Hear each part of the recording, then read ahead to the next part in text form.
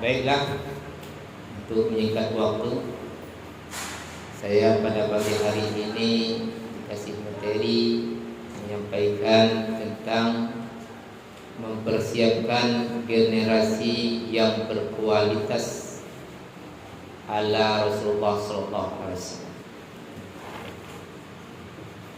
Saya yakin setiap yang mau menikah pasti ingin punya keturunan. Betul? Betul. Karena salah satu tujuan kita menikah, di samping mendapatkan ridha Allah, ibadah, juga kita ingin di antara ibadah itu memperbanyak keturunan kita. Jadi kalau ada di antara kalian yang berniat menikah tak mau punya keturunan atau tak mau punya anak, maka undurkan sajalah nikahnya, ya. Ada yang kira-kira yang nggak mau punya anak? Hah? Nggak ada kan? Karena di barat, daerah-daerah negara barat itu banyak mereka itu tak mau lagi hamil gitu, tak mau punya anak. Entah apa alasannya, nggak tahu, wallahu a'lam. Jadi kita sebagai seorang Islam, seorang mukmin, tentu ingin punya anak. Yang tentunya anak itu adalah keturunan kita, merupakan aset yang termahal di dalam hidup kita, yang akan bisa menyambung cerita kita, yang akan bisa menyambung amal-amal soleh kita. Maka oleh sebab itu perlu anak keturunan kita itu berkualitas. Bagaimana pandangan Rasulullah, bagaimana pandangan agama keturunan yang berkualitas itu? Menurut pandangan agama, menurut pandangan Rasulullah, yang berkualitas itu adalah generasi penerus yang pertama memiliki keimanan dan ketakwaan yang kuat. Imannya kuat, akhlaknya mulia, dan badannya sehat. Nah, ini berkualitas. Karena banyak akhir-akhir ini anak-anak kita lihat tipe anak seperti tipe anak korek api. Tahu tipe korek api? Pernah lihat nggak korek api? Kan ada korek yang pakai kotak ya, pakai kayu ya. Sekarang udah hampir punah ya. Itu kan dia yang dalamnya itu tuh namanya anak. Nah, diginikan. Nah, itu setelah membakar, setelah dia hidup, dia akan membakar orang tuanya. Artinya ini anak durhaka.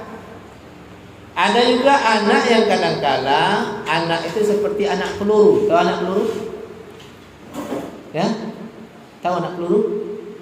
Sudah diisi, ditembakkan, sudah keluar dari induknya, tak pernah kembali.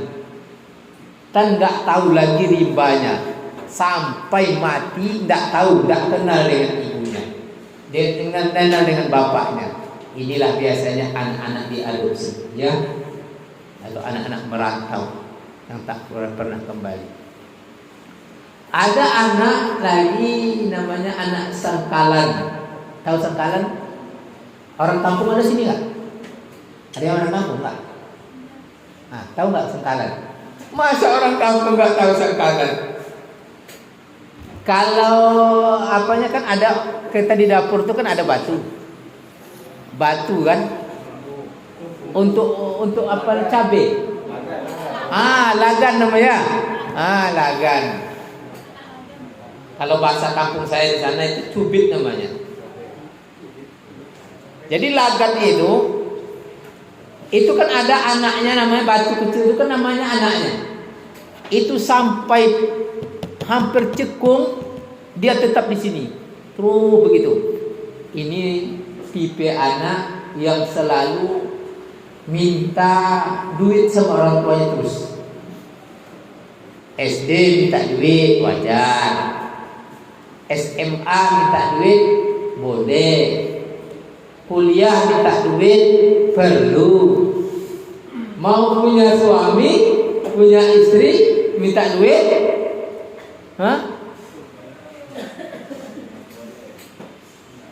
wajar-wajar saja kalau mampu. Tapi yang luar biasa sudah punya anak 2 dan 3 masih minta duit sama orang tua.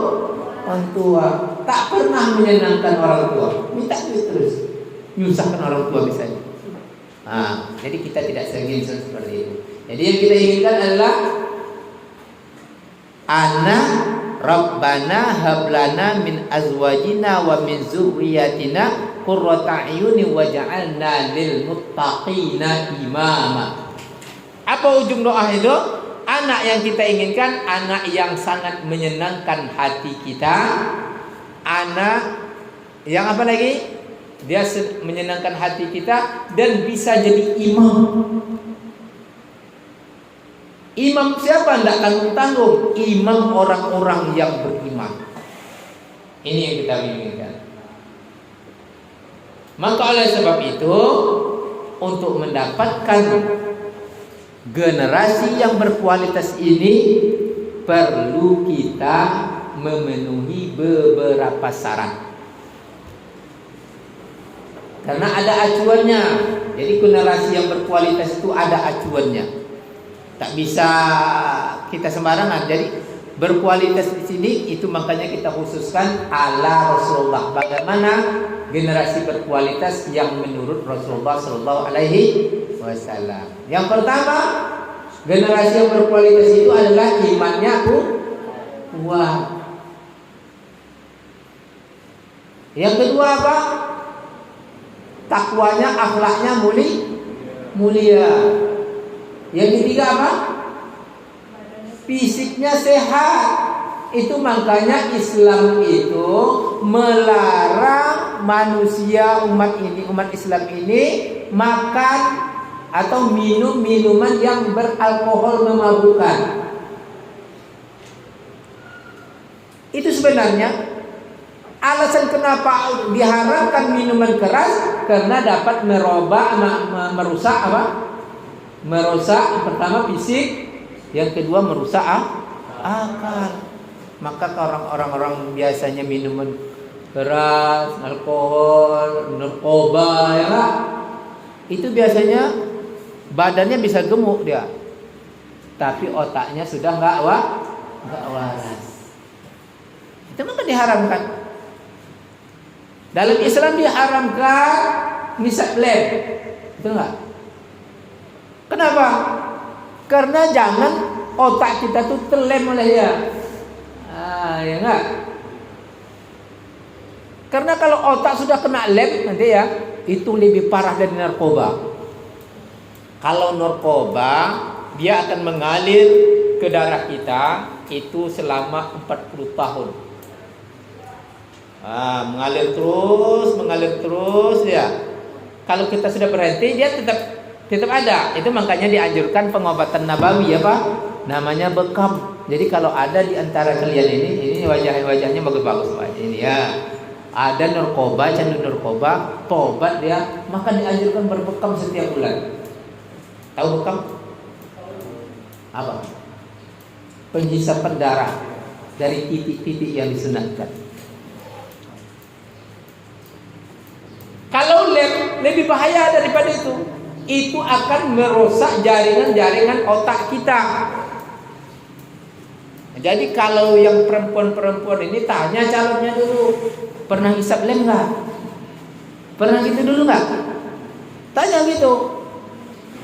Oh saya deh, kalau lem itu sudah mainan saya bertahun-tahun.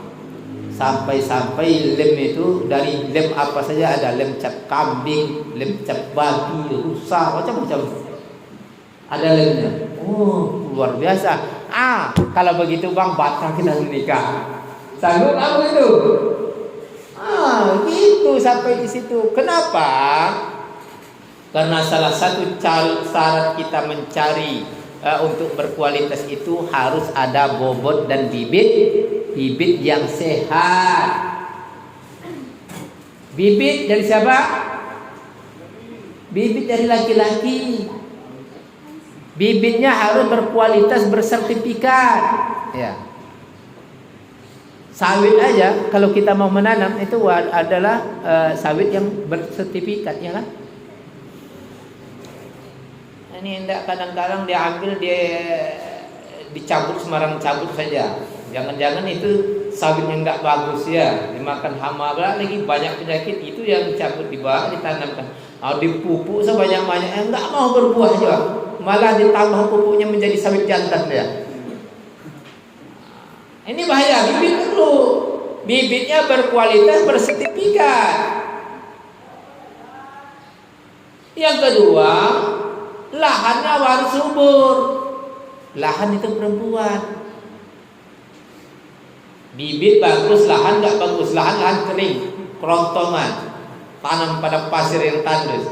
Ya nggak mau tumbuh dia kan. Ini perlunya bibit itu, kata orang kan bobot dan bibit itu perlu dicari. Jadi salah satu yang pemilihan jodoh itu adalah lihat bobot dan bibitnya. Ditanya, Bang, abang kesukaannya apa? Saya kalau kesukaannya main game keluyuran malam sampai jam 2 malam. Kalau begitu batal kita nikah, Bang. Berarti abang lebih cinta sama game nanti ini daripada saya. Ini harus ditanya, berani kita. Ini enggak sudah cinta dari muka, ini warga saya jatuh cinta ini. Akhirnya ditelan mentah-mentah, enggak dia tahu, enggak dia pilih lagi apakah ini bagaimana agamanya, bagaimana keadaannya, bagaimana tabiatnya, dan tanya lagi. Karena kebiasaan itu sangat mempengaruhi kehidupan kita. Kebiasaan itu mempengaruhi kehidupan kita. Ada orang kebiasaannya menarik-narik anjing setiap pagi, tahu nggak? Kan ada dia pemburuan menarik anjing sampai 5 ekor. Sore-sore hari sudah maghrib dia menarik-narik anjing. Itu kebiasaan itu, susah itu. Besok sudah punya anak, punya istri, dia masih menarik-narik anjing itu. Paling-paling punya anak dia ikut narik anjing anaknya. Ada kebiasaan orang tuh, dia keluyuran setiap malam sampai jam 2, jam 3 baru dia pulang. Bahkan sampai pagi tidur dari situ. Di pasar main apa namanya itu, di Mino. Itu berat itu penyakitnya. Jangan dianggap ringan. Kalau ada perempuan suaminya seperti itu, calonnya ya, minta aja lah. Enggak jadi Bang nikah. Sanggup enggak? Undangan sudah tersebar ya nak? Itu gentleman betul deh. Ini perlu. Maka kualitas yang pertama itu pencarian bibit dan bobot. Karena kita belajar daripada Nabi Ibrahim alaihissalam. Jadi belajar dari Nabi Ibrahim alaihissalam. Nabi Ibrahim itu adalah salah satu keluarga, contoh keluarga yang sukses. Kenapa dikatakan sukses Nabi Ibrahim? Yang pertama karena Nabi Ibrahim itu keturunannya, istri beliau berapa? Ada yang tahu? Istri Nabi Ibrahim berapa? Ada yang tahu nggak? Ini berarti sejarah Nabi Ibrahim nggak tahu nih. Tahu nggak?